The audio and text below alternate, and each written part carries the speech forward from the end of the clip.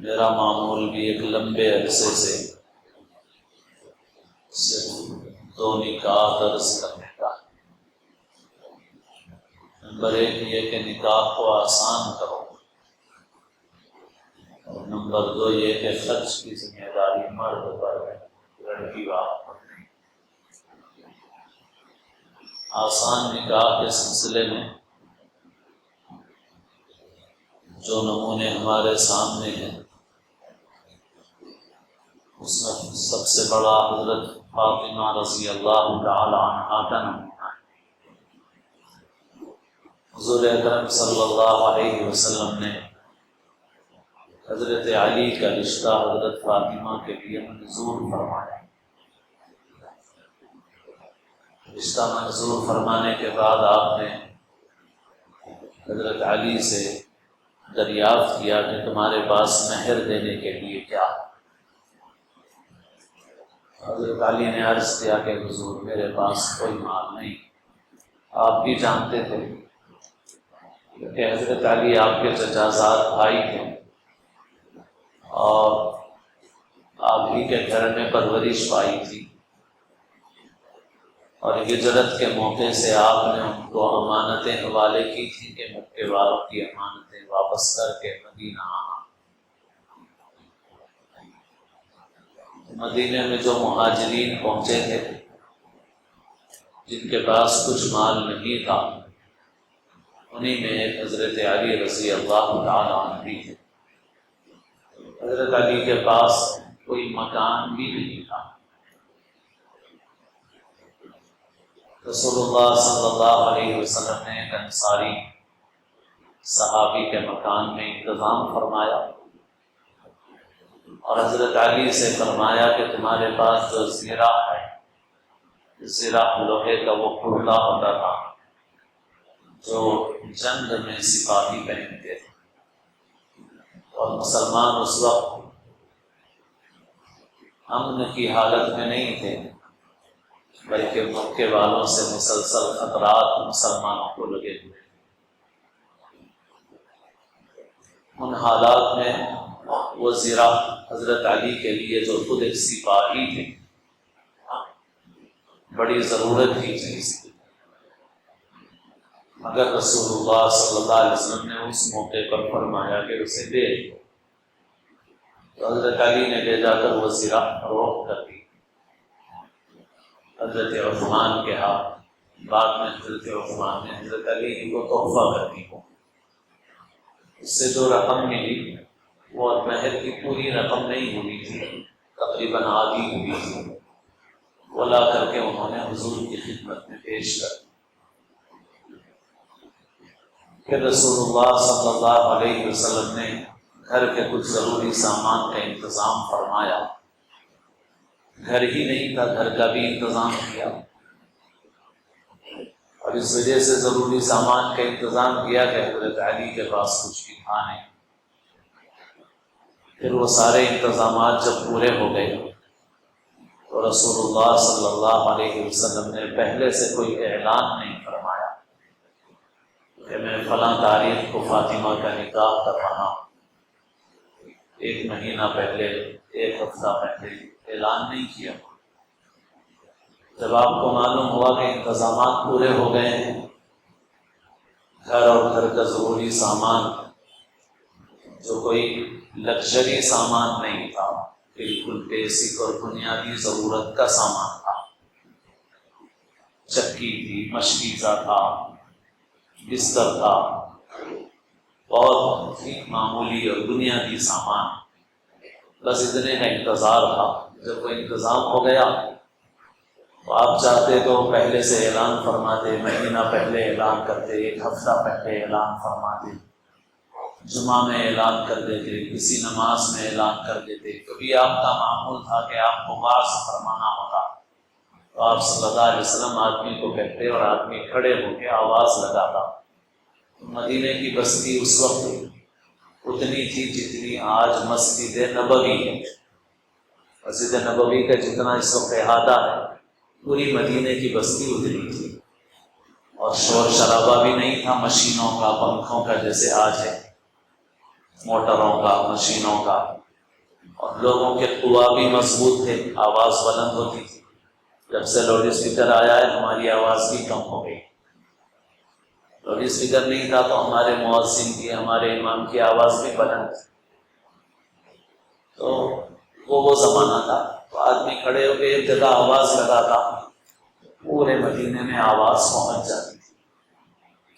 مگر رسول اللہ صلی اللہ علیہ وسلم نے حضرت فاطمہ کے نکاح پہ ایسا بھی کوئی اعلان نہیں کروایا۔ ہاں البتہ اتنا کیا کہ کچھ مخصوص صحابہ کے آپ نے نام لیے، فرمایا جاؤ فلاں فلاں کو بلا کے لاؤ۔ تو لوگ گئے، حضور یاد فرما رہے ہیں، وہ لوگ حاضر خدمت ہو گئے۔ چھوٹی سی مجلس تھی، اور کھجور تو مدینے میں ملنے والی ایک وافر چیز ہے جو بڑی مقدار میں مدینے میں ملتی ہے، کہیں کی پیداوار ہے۔ آپ نے خطبہ نکاح پڑھا دیا، اور جو کھجور تھے بعض روایتوں میں اچھالنے کا ذکر ہے، بعض میں بکھیرنے کا ذکر ہے، جیسے دسترخوان پر بکھیرے جاتے ہیں۔ بہرحال ان کھجوروں سے آپ نے آنے والے مہمانوں کی تواضع کرنا، بس ختم۔ اس کے علاوہ کچھ نہیں۔ پھر اس کے بعد حضرت فاطمہ کو لینے کے لیے کوئی سواری نہیں آئی۔ اس زمانے میں اونٹ ہوتے تھے، اونٹ پہ ہودج رکھا جاتا تھا، گھوڑے بھی ہوتے تھے عمدہ قسم کے، لیکن نہ گھوڑے کی سواری آئی، نہ اونٹ کا کوئی ہودج آیا، نہ کوئی پنکھی آئی۔ حضرت ام ایمن جو حضور کے گھر کی خادمہ تھی، رسول اللہ صلی اللہ علیہ وسلم نے حضرت ام ایمن کے ساتھ پیدل کسی سواری کے بغیر حضرت فاطمہ کو حضرت علی کے حجرے پر روانہ فرمایا۔ کچھ دیر کے بعد حضور خود تشریف لے گئے۔ حضور نے دعائیں دی اور پانی ان کے اوپر چھڑکا، اور پھر اس کے بعد حضور نے دعا کر کے ان پر پانی چھڑک کر دم کر کے حضور تشریف لے آئے۔ بس یہ رخصتی تھی حضرت فاطمہ رضی اللہ تعالیٰ عنہ۔ اس کے علاوہ بھی بہت واقعات ہیں، اور بہت سے ہم سنتے بھی رہتے ہیں۔ حضرت عبد الرحمن بن عوف کا واقعہ بھی ہم سنتے ہیں، جو عشرہ مبشرہ میں تھے، اور نکاح کر لیا مگر آپ کو کوئی اطلاع نہیں کی۔ جو عشرہ مبشرہ میں تھے، یعنی شروع میں مسلمان ہوئے تھے، یوں تو ہر صحابی کا تعلق حضور سے ایسا تھا کہ اس کا اندازہ ہم لوگ نہیں کر سکتے۔ آج تو ہمارے قریبی رشتے بھی اغراض کی بنیاد پر ہیں، اس وجہ سے ہمارے شاید تصور میں بھی نہیں آ سکتا وہ رشتہ جو صحابہ کرام کا حضور اکرم صلی اللہ علیہ وسلم کے ساتھ تھا۔ پھر ان میں بھی جو عشرہ مبشرہ میں تھے، جو اس وقت مسلمان ہوئے تھے جبکہ مسلمان انگلیوں پر گنے جا سکتے ہیں۔ قرآن کے الفاظ میں تخافون ان یتخطفکم الناس، تھوڑی سی ایک جماعت کی اندیشہ تھا کہ اسے اچک لیا جائے۔ بدر میں بھی حضور نے فرمایا تھا کہ یہ مٹھی بھر جماعت ہے، یا اللہ اگر یہ مٹ گئی تو تیرا نام لینے والا کوئی نہیں رہے گا۔ اور مکے کی اس ابتدائی زندگی میں تو چند ہی لوگ تھے، اگر وہ ہوئے زمین سے مٹ جائیں تو کوئی باقی نہ رہے۔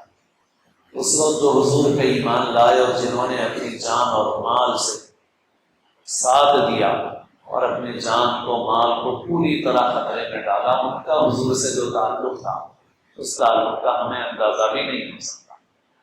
ان میں تھے حضرت عبد الرحمن بن عوف رضی اللہ عنہ۔ خونی رشتوں سے بھی بڑھ کے وہ رشتہ ہے، مگر نکاح کر لیا، آپ کو اطلاع نہیں کی، آپ کو دعوت نہیں دی۔ جب آپ نے ان کے کپڑوں پر دھبے دیکھے تو غالباً ان کی اہلیہ کے کپڑوں سے ان کے کپڑوں کے لگتے تھے، تو حضور نے دریافت فرمایا کہ یہ کیا ہے؟ انہوں نے عرض کیا کہ حضور میں نے نکاح کر لیا۔ تو آپ صلی اللہ علیہ وسلم نے یہ نہیں فرمایا تعجب ہے عبد الرحمن، مجھے بھی دعوت نہیں دی تم نے، مجھے بھی اطلاع نہیں کی۔ اور جیسے میں نے عرض کیا کہ اس وقت پوری مدینے کی بستی اتنی تھی جتنی آج مسجد نبوی ہے، بستی اتنی چھوٹی سی اور حضور سے بڑھ کے کوئی ہستی نہیں، مگر نکاح ان کے نزدیک ایسی چیز نہیں تھی کہ نہ بلانے پر کوئی شکایت ہو۔ اللہ کے رسول صلی اللہ علیہ وسلم نے ہم کو برکت کی دعائیں دی، بارک اللہ لک و بارک علیک، اور پھر اس کے بعد آپ نے فرمایا کہ ایک آدھ بکری سے ولیمہ بس، اور اس کے علاوہ بہت سے واقعات۔ ہم لوگ ابھی عمل کے اس معیار کے اعتبار سے ابھی بہت دور ہیں، وہ معیار سب سے اونچا معیار ہے۔ تو بہرحال میرے دوستوں، بنیادی چیز یہ ہے کہ اس شادی کو آسان بنائے۔ دوسری بنیادی بات خرچ کی ہے، جیسے میں نے ابھی خطبے میں بھی عرض کیا جمعہ میں، قاضی صاحب کے خطبے کے علاوہ باقی سارا نظام ہمارا ہندوانہ رسم و رواج کی بنیاد پر چلا۔ سب سے بڑی سنت شادی میں، کسی شادی کے سنت پر ہونے کا جو سب سے بڑا معیار ہے تو یہ ہے کہ جس شادی میں لڑکی والوں پر جتنا کم بوجھ ڈالا جائے اتنی سنت کے مطابق، جتنا زیادہ بوجھ ڈالا جائے اتنی سنت کے خلاف۔ قرآن مجید کی آیات سے واضح ہے کہ خرچ کی پوری ذمہ داری اللہ نے مرد پر رکھی ہے۔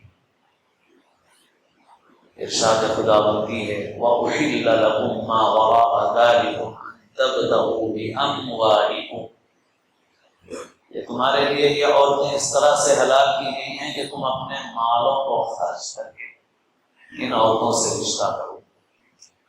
مال خرچ ہے، اللہ نے قرآن کا ایک ایک لفظ بہت اہمیت اور معنی رکھتا ہے، انسان کا کلام نہیں ہے، اللہ کا کلام۔ ان تبتغوا باموالکم، ایسے ہی وآتوا النساء صدقاتہن نحلہ، عورتوں کو ان کے مہر خوشدلی کے ساتھ ادا کریں۔ وإن آتيتم إحداهن قنطارا فلا تأخذوا منه شيئا، اگر ڈھیر سارا مال عورت کو تو تب بھی ناحق واپس نہ کرو۔ یتیم لڑکیوں سے بعض لوگ نکاح اس لیے کر لیتے تھے کہ مہر کم دینا پڑے۔ ہمارے پاس تو کسی طرح شادی ہو جائے، مگر اللہ تعالیٰ نے فرمایا ان خفتم الا تقسطوا فی الیتامی فانکحوا ما طاب لکم من النساء، اس کا کیا جوڑ ہے؟ عام آدمی کو تو سمجھ میں نہیں آ سکتا جب تک اس کا پس منظر معلوم نہ ہو۔